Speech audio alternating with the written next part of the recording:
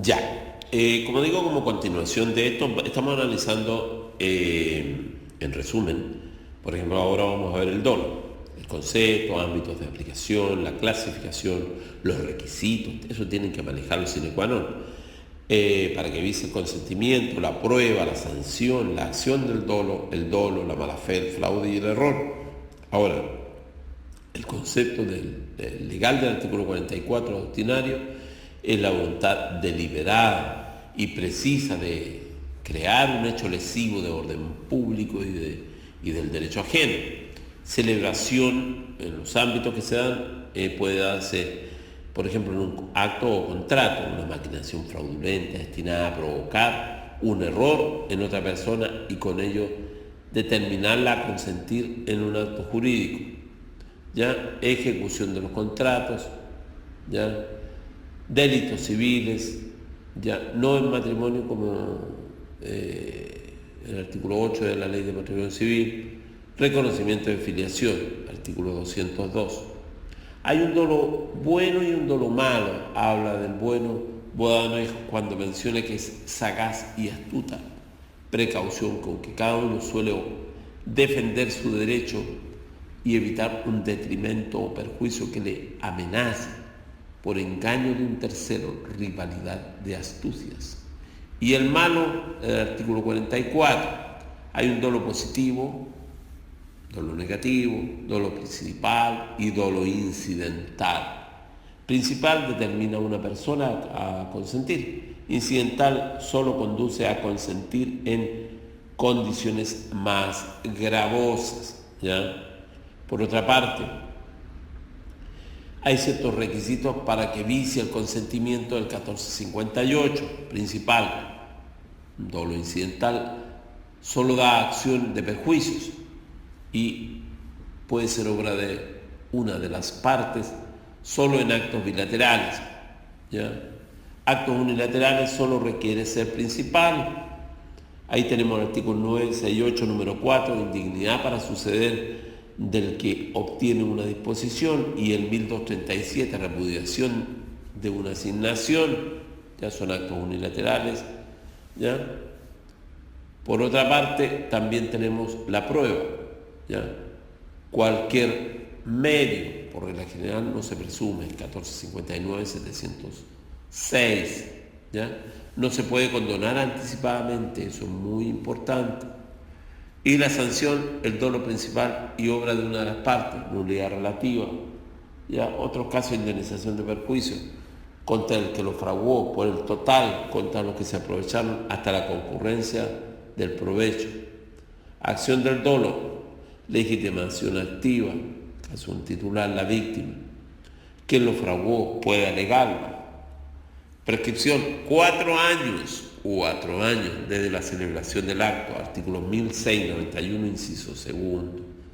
Ahora, ¿cuál es la diferencia entre el dolo y la mala fe? Hay una relación de género-especie, interesante, la diferencia entre dolo y mala fe, hay una relación de género-especie. Buena fe objetiva, lealtad, subjetiva, creencia. Presunción de buena fe del artículo 706, tenerlo presente. El fraude puede darse como dolo malo, diferencia entre dolo y error. Error no requiere ser obra de una de las partes, el error vicia siempre el consentimiento, el dolo sí, ¿ya? El error no vicia siempre el consentimiento, el dolo sí, ¿ya? Nuevamente se lo repito, el error no vicia siempre el consentimiento, el dolo sí, ¿ya? Por otra parte, la lesión. También tienen que tener presente la lesión, y esto va a ser muy importante cuando vean contratos, los presupuestos que estén relacionados, los fundamentos, las concepciones, la consagración en Chile, los casos en que vicia el consentimiento y la sanción, ¿ya? Ahora, ¿qué presupuesto? El contrato oneroso puede estar presente o en el computativo. ¿Cuáles son los fundamentos? La equidad, el principio de repudio al enriquecimiento sin causa, concepciones subjetiva y objetiva. Consagración en Chile, Es un vicio particular en casos especiales. La lesión, casos en que vicie consentimiento, por ejemplo, puede ser en la compraventa del 1889. Acá los invito a que vean ejemplos, permuta, pero no quiero detener, como digo, esto es un resumen. Aceptación de una asignación hereditaria, participación de bienes del 1348, el mutuo del 2206, las operaciones de crédito de dinero, la cláusula penal, ¿ya? 1544. Por otra parte, la sanción, la nulidad o restablecimiento del equilibrio de las prestaciones, ¿ya? En determinado caso, ¿ya?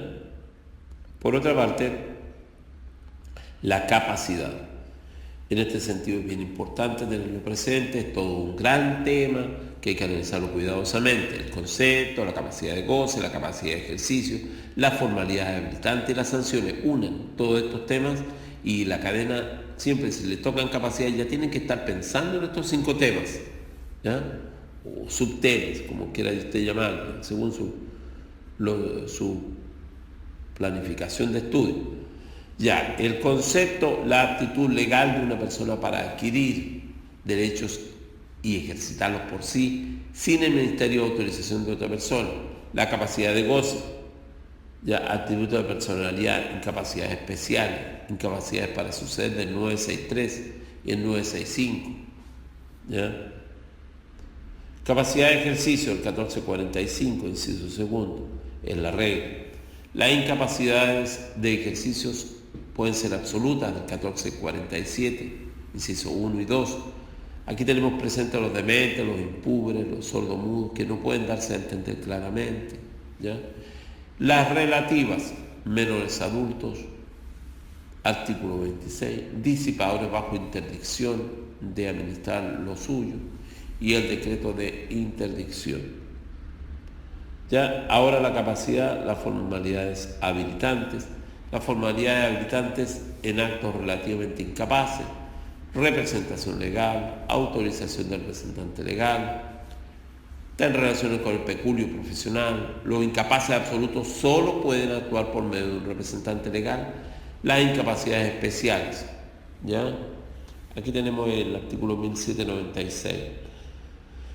Por otra parte, hay sanciones. Los actos de los absolutamente incapaces sin formalidad habilitante, la nulidad absoluta, para algunos inexistencia, y los actos de los relativamente incapaces sin formalidades habilitantes está la nulidad relativa. Como digo, separemos entre los actos de absolutamente incapaces y de los relativamente incapaces. En uno, como digo, los absolutamente siempre va a ser la nulidad absoluta, ¿ya? Para algunos la inexistencia, pero no nos compliquemos, la nulidad absoluta. Y actos de relativamente incapaces sin formalidad habilitante va a haber una nulidad relativa del 1682. Ahora el concepto del acto, objeto de la prestación, del 1460, 1445, mucha geografía de código acá, pero es necesario. Requisitos de cosas materiales, requisitos en hechos, objeto lícito y casos de objeto ilícito, ¿ya? Aquí estamos en relación, recuérdese, voluntad, objeto, causa, no estamos deteniendo en el objeto, y lo vimos esto, como digo, ampliado en varios videos. Requisitos de las cosas materiales, debe existir o esperar que exista del 1813, un acto condicional o puro y simple o aleatorio. El del 1814 se supone existente, ¿ya? Debe ser comerciable, susceptible de dominio o posesión privada, ¿ya? Determinada, o al menos en cuanto al género, ¿ya? Y la doctrina de género debe ser limitada, fijación cuantitativa, ya la cantidad fija o determinada. Por otra parte, el objeto, requisitos en hechos, puede ser determinada, físicamente posible, el 1461, inciso tercero, ¿ya? Imposibilidad absoluta y actual A lo imposible nadie está obligado, ¿ya? Moralmente posible, ¿ya? Prohibido por las leyes, por ejemplo, contrario a las buenas costumbres o al orden público, ¿ya? Suma arriba que está de acuerdo con la ley, las buenas costumbres y el orden público, ¿ya? Alessandri habla de lícito y comercial, ¿ya? Claro, el que se conforma con la ley es reconocido por ella y lo protege y ampara, ¿ya? En fin, hay distintas opiniones de autores.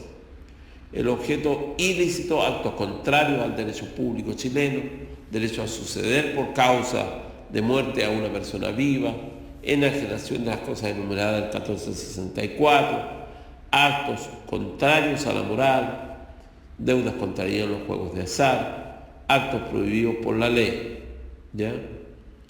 Ahora, el objeto, casos de objeto ilícito, pacto de sucesión futura, ¿ya? Derecho a suceder por causa de muerte a una persona viva, comprende actos unilaterales del 956, del 1226 bilaterales, gratuitos u onerosos, donación o contrato, fundamento, excepción el pacto de no enajenar. Ahora, hay casos de objeto ilícito en una interpretación de enajenación en un sentido amplio y un sentido de restringido. En un sentido amplio, todo acto de disposición por el que se transfiera o constituye un derecho o se grava uno existente, Alessandri suma arriba. Y el sentido restringido de la transferencia del derecho, ¿ya? Hay jurisprudencia en este sentido y en sentido amplio, ¿ya? Por otra parte, la venta de cosas enumeradas del 1464, algunos, como Alessandri suma arriba, adolece de objeto ilícito. Y otros, Velasco, por ejemplo, hay que distinguir de 1810 lo que está prohibido por ley, desde el 1464 es prohibitivo en los números 1 y 2, y no en los 3 y 4, que es imperativa, ¿ya? Hay enajenación de las cosas del artículo 1464, y hay todo un análisis. Por ejemplo, ahí tienen que tener presente la enajenación de las cosas incomerciables del 1464, de la enajenación de derechos personalísimos del 1464, el número 2, la enajenación de las cosas embargadas por decreto judicial y la enajenación de cosas litigiosas, ¿ya? Ahí hay todo un análisis completo que lo vamos a ver en el siguiente video.